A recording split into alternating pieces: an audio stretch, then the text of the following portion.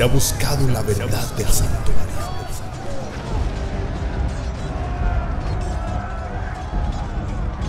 Confusiones y dilemas han surgido a lo largo de los tiempos.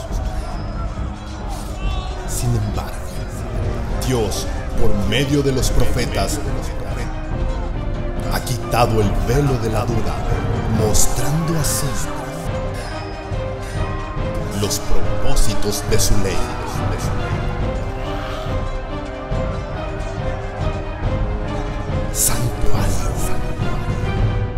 Santuario.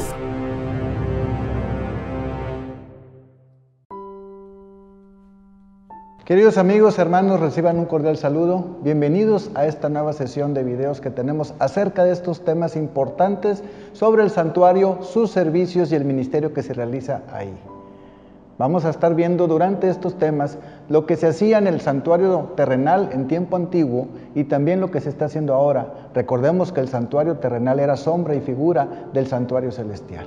Hay un santuario en el cielo.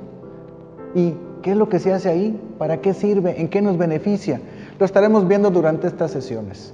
La sesión anterior, recordarás, establecimos el poder de Dios, su poder creador, y también vimos el origen del pecado aquí en la tierra. Para esta sesión vamos a establecer también que el pecado no se originó precisamente en la tierra, tiene su origen mucho antes, allá en el cielo. Vamos a empezar por ese texto bíblico que te voy a invitar a que lo busques en el libro de Ezequiel, capítulo 28, versículos 14 al 16. Ve por tu Biblia ahí en casa para ir siguiendo el texto bíblico. Dejemos que la palabra de Dios nos hable en este momento. Para ello, voy a pedir que ahí en tu lugar, donde estás, en la actitud de reverencia, inclines tu rostro para orar. Señor y Padre, en este momento hemos de abrir su palabra y no podemos hacerlo sin antes pedir la bendición de su Santo Espíritu para nosotros al momento de estudiarla. Que sea una bendición para cada uno de nosotros y las verdades que podamos extraer de ella nutran nuestro espíritu y nos ayuden para encontrar el camino correcto. Lo pedimos todo en Cristo Jesús. Amén. El texto bíblico dice, Ezequiel capítulo 28, versículos 14 al 16. Tú, querubín grande, protector, yo te puse en el santo monte de Dios. Allí estuviste, en medio de las piedras de fuego te paseabas. Perfecto eras en todos tus caminos desde que fuiste creado hasta que se halló en ti maldad. A causa de la multitud de tus contrataciones, fuiste lleno de iniquidad y pecaste, por lo que yo te eché del monte de Dios y te arrojé de entre las piedras de fuego, oh querubín protector. Acompáñame también al libro de Isaías, Isaías capítulo 14, versículos 12 al 14. ¿Cómo caíste del cielo, oh lucero, hijo de la mañana? Cortado fuiste por tierra, tú que debilitabas a las naciones. Tú que decías en tu corazón, subiré al cielo y en lo alto, junto a las estrellas de Dios, levantaré mi trono y en el monte del testimonio me sentaré a los lados del norte. Sobre las alturas de la nube subiré y seré semejante al Altísimo. En estas palabras vemos la soberbia de este ser creado. Pretender un lugar que no le correspondía. Pretender una posición que no se le había asignado. Pretender ser algo que no era. Codiciar una posición que no le pertenecía. Desafiar la autoridad misma de Dios y encontrar en ello su propia rebelión y generar y germinar en sí mismo el sentimiento egoísta, el orgullo y por consiguiente el pecado.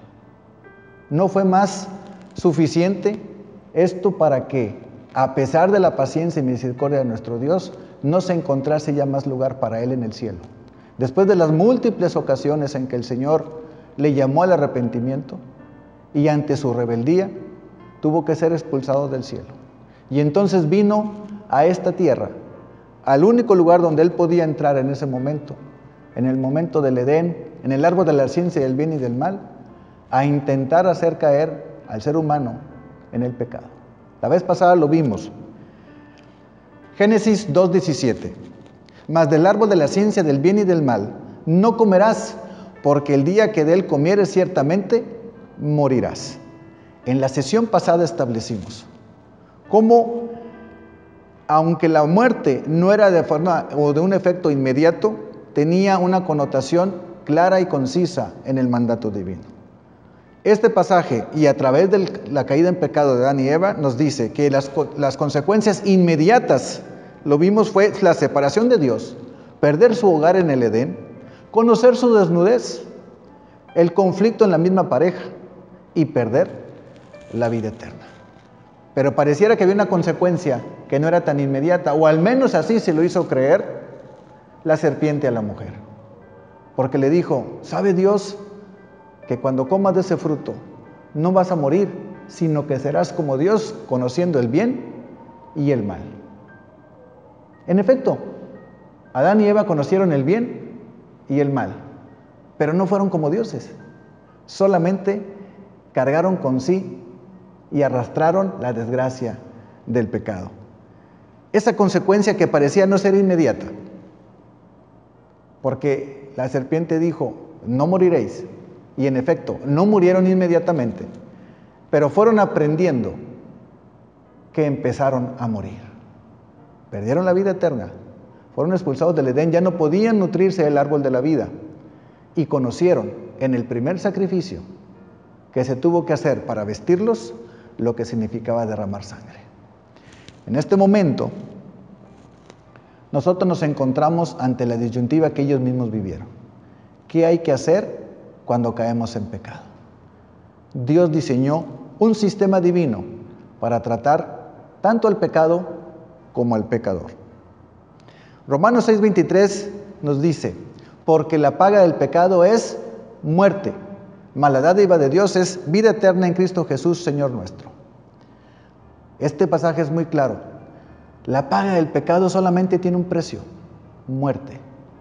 Y tú y yo debemos de entender que los pecados no se omiten. Los pecados solamente se pagan y se redimen. En ese sentido, todo pecado de nosotros tiene el precio que se tiene que pagar. O con tu vida, o con la de una víctima inocente.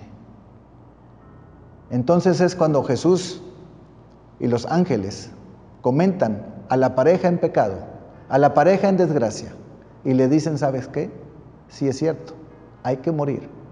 Pero Romanos 6:23 en la parte final dice, mas la dádiva de Dios es vida eterna en Cristo Jesús, Señor nuestro. Hay un regalo ahí, es una dádiva de Dios. No nos pertenece a nosotros, pero Dios como quiera nos lo da.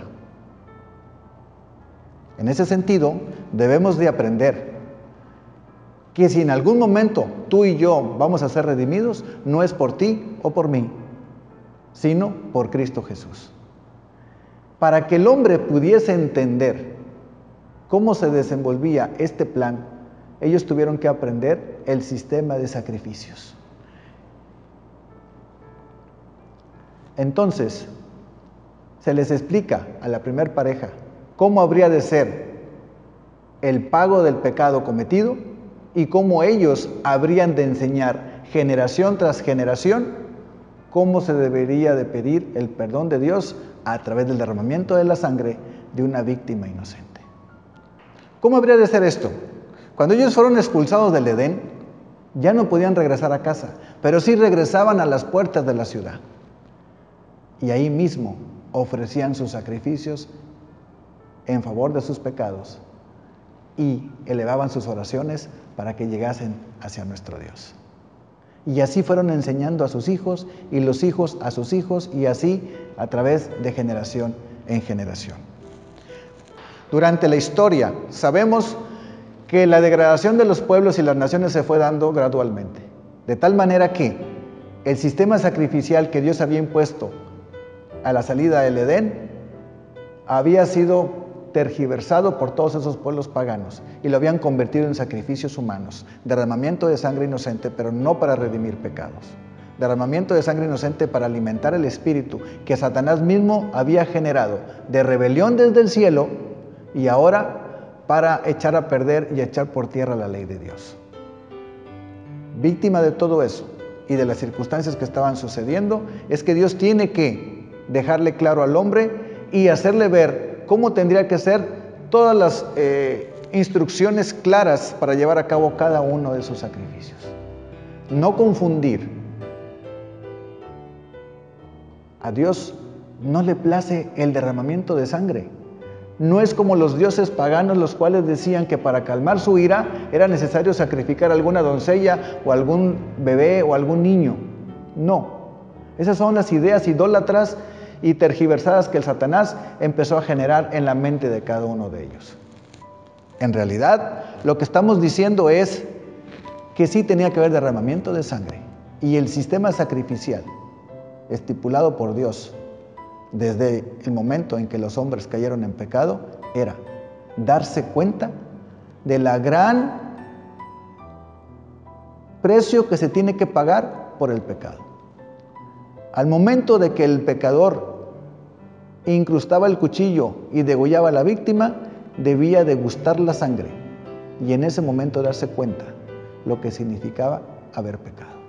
En ese momento regresar al momento del Edén y pensar que lo que la serpiente dijo en aquella ocasión, no moriréis, era una tremenda mentira. Sí había muerte. Si no fue inmediata, fue una muerte constante. Había que morir en cada momento y en cada instante al yo. Había que morir muchas víctimas inocentes para demostrarles que el precio del pecado es alto. La gracia de Dios es infinita y gratuita, pero no es barata. Costó un precio, costó la muerte de su Hijo Cristo Jesús. Todos aquellos sacrificios previos tipificaban solamente al momento en que Cristo había de venir a este mundo a vivir y a morir por cada uno de nosotros. Ahora quiero que me acompañes en la Biblia al libro del Éxodo y veamos cómo se establece este sacrificio. El libro de Éxodo en el capítulo 25. Y quiero que leamos a partir del versículo 1. Y habló Jehová a Moisés diciendo: di a los hijos de Israel que tomen para mí ofrenda, de todo varón que le diere de su voluntad de corazón, tomaréis mi ofrenda. Esta es la ofrenda que tomaréis de ellos: oro, plata, cobre, azul, púrpura, carmesí, lino fino, pelo de cabra, pieles de carneros teñidos de rojo, pieles de tejones, madera de acacia, aceite para el alumbrado, especias para el aceite de la unción y para el incienso aromático, piedras de ónice y piedras de engaste para el efod y para el pectoral. Y harán, dice, un santuario para mí y habitaré en medio de ellos. Conforme a todo lo que yo te muestre, el diseño del tabernáculo y el diseño de todos sus utensilios, así lo haréis. Quiero que observes ahora que para poder hacer el santuario había que hacer grandes inversiones. Así como ahora, para poder crear un nuevo edificio, una nueva iglesia, se requiere el sacrificio de los miembros, se requiere el sacrificio de los hermanos, se requiere el sacrificio de cada uno de nosotros. En aquel tiempo era igual. El propósito del santuario de Dios aquí en la tierra era para que Dios habitara en medio de su pueblo. El propósito que tenía era acercarse a su pueblo y establecer un pacto con él. El propósito que tenía era mostrar las enseñanzas directas de lo que sucede en el cielo, ahora aquí en la tierra. Las grandes inversiones que se tendrían que hacer en este sentido no iban a venir de ninguna otra parte, más que de los beneficiarios mismos del plan de salvación. Todo el oro, todas las piedras preciosas, toda la plata, todo el cobre, todas las maderas, todo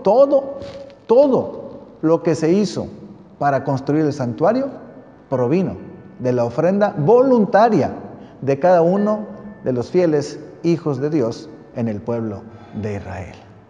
Así es que si el pueblo quería tener a su Dios presente en ese momento, era necesario que trajese una ofrenda para Dios. Y era necesario que la trajese de voluntad y que la presentase delante de Dios para que entonces pudiese construirse el santuario aquí en la tierra. Ahora veamos, en el libro de Hebreos capítulo 9, versículos 24 y 23. Acompáñame en la Biblia. Libro de Hebreos, capítulo 9, versículos 24, 23 y 24. Fue pues necesario que las figuras de las cosas celestiales fuesen purificadas así, pero las cosas celestiales mismas con mejores sacrificios que estos.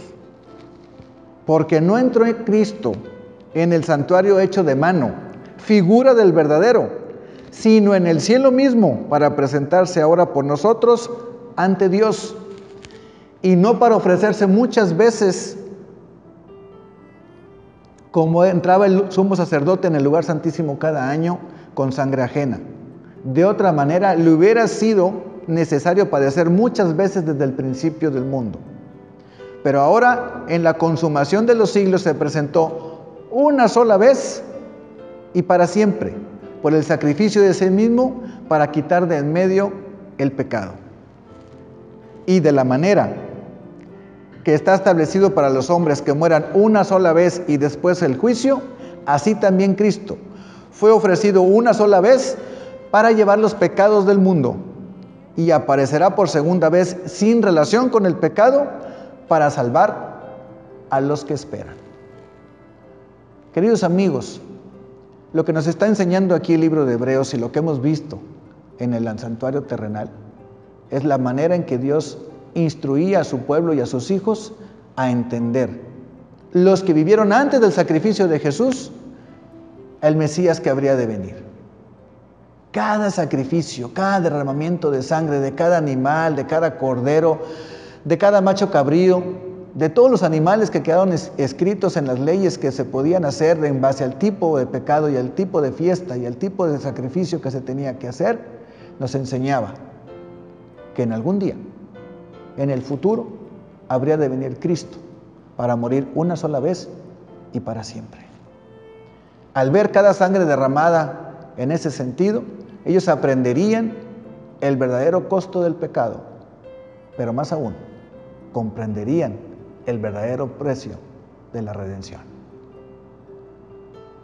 Al aprender del derramamiento de sangre y entender que todo eso es en su favor, entonces cada uno de estos hijos debería de abrazar esta verdad y estar ansioso del momento en que Cristo habría de venir a morir. No nos place la manera en que murió Cristo. Nadie se place de la forma, pero era necesario. Si Cristo no hubiese muerto por nosotros, tú y yo no tendríamos oportunidad de regresar al cielo. Así es que, ahora, para los que vivieron o vivimos después del sacrificio de Cristo, la esperanza está en mirar hacia atrás. Hoy ya no hacemos sacrificios, no porque los pecados no sigan pagándose con derramamiento de sangre, sino porque ya no es necesario tipificar algo que ya sucedió. Hoy abrazamos a nuestro Redentor que murió en la cruz por ti y por mí. Hoy abrazamos el cumplimiento de esa promesa. Pero vamos a tener que estudiar cómo fue y cómo funcionaba el santuario aquí en la tierra para poder entender cómo funciona el santuario en el cielo. Hoy por hoy se sigue haciendo un ministerio en el cielo, en el santuario celestial. El que acabamos de ver, que es sombra y figura, fue el terrenal. ¿De cuál? Del que existe en el cielo. En el cielo existe un santuario, que fue el modelo por el cual nosotros aprendimos el plan de salvación. Así es que a partir de las siguientes sesiones empezaremos a ver cada uno de los departamentos, muebles y funciones que se hacían en el santuario terrenal y cómo tipificaban lo que se hace ahora en el santuario celestial. Es importante que para hoy abracemos la promesa de Dios de que a través de la muerte de Cristo nosotros encontramos salvación. Juan 3:16 dice: porque de tal manera amó Dios al mundo, que ha dado a su Hijo unigénito, para que todo aquel que en Él crea no se pierda, mas tenga vida eterna. Que Dios te bendiga.